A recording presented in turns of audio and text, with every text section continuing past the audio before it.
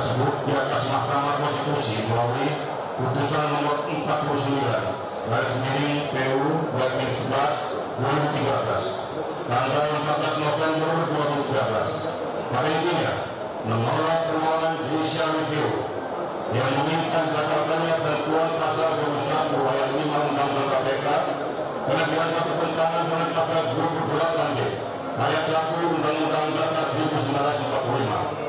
Disebutkan pertimbangan Mahkamah Konstitusi terkait dengan adanya ketentuan bekerja secara kolektif sebagai berikut. Kewenangan yang besar tersebut harus diimbangi dengan kehati-hatian sehingga tidak disalahgunakan. Dari pertimbangan itulah menurut Mahkamah Konstitusi cukup beralasan bahwa Undang-Undang KPK yang menentukan pimpinan KPK mengambil keputusan secara kolektif kolegial di pasal 21 ayat 5 Undang-Undang KPK. Karena hal itu antara lain untuk menghindari kekeliruan atas kesalahan dalam mengambil tindakan yang luar biasa. Hal tersebut dimaksudkan agar KPK bertindak ekstra hati-hati dalam mengambil keputusan, bukan dalam keputusan hukum dalam pemberantasan korupsi. Karena jika tidak demikian atau hanya diberikan kewenangan kepada seorang ketua atau dengan keputusan mayoritas anggota pimpinan, akan dikhawatirkan adanya kesalahan dan kekeliruan atau penyalahgunaan KPK oleh kekuatan politik lain dari luar KPK. Bahwa oleh karena kasus-kasus tertentu yang ditangani oleh KPK menurut Mahkamah yang dalam pengambilan keputusannya harus disetujui oleh seluruh pimpinan KPK pada tanggal 21 ayat 5 Undang-Undang KPK merupakan kebijakan dari pembentuk undang-undang yang bersifat terbuka public legal policy. Mahkamah menilai bahwa kewenangan yang kolektif kolegial tidak menimbulkan ketidakpastian hukum dan ketidakadilan, melainkan justru kepemimpinan kolektif kolegial adalah demi kapasitas hukum serta menghindari kekeliruan dan kesalahan dalam melaksanakan kewenangannya. 7.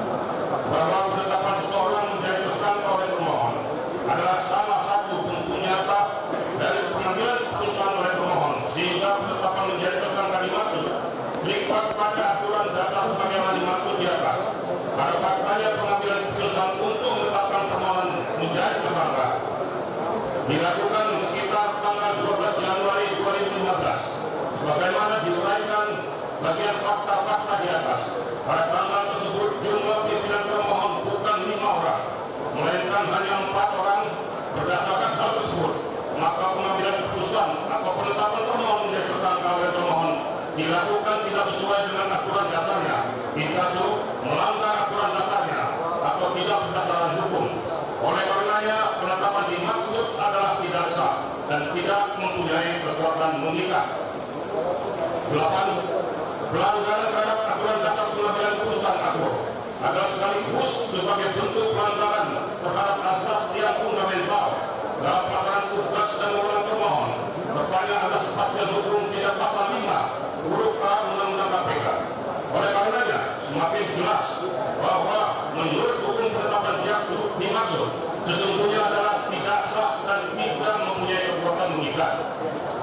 B3. Penggunaan wewenang termohon menetapkan status tersangka terhadap pemohon dilakukan untuk tujuan lain di luar kewajiban dan tujuan diberikannya wewenang termohon tersebut.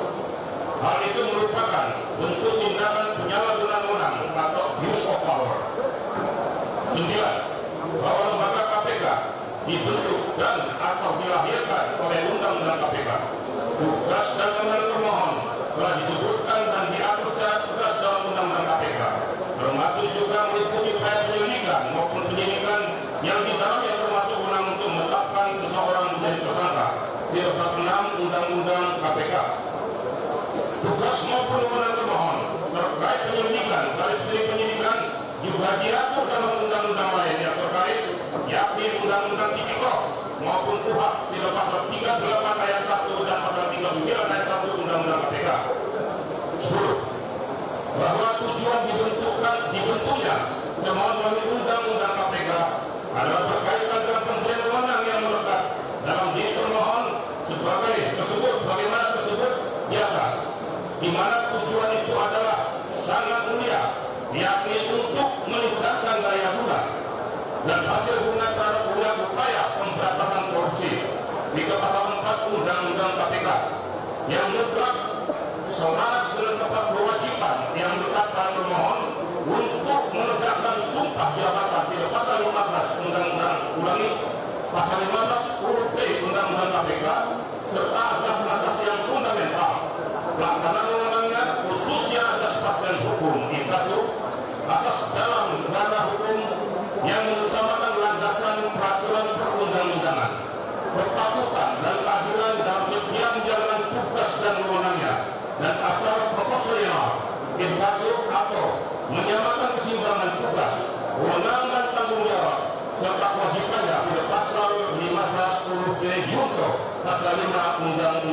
KPK.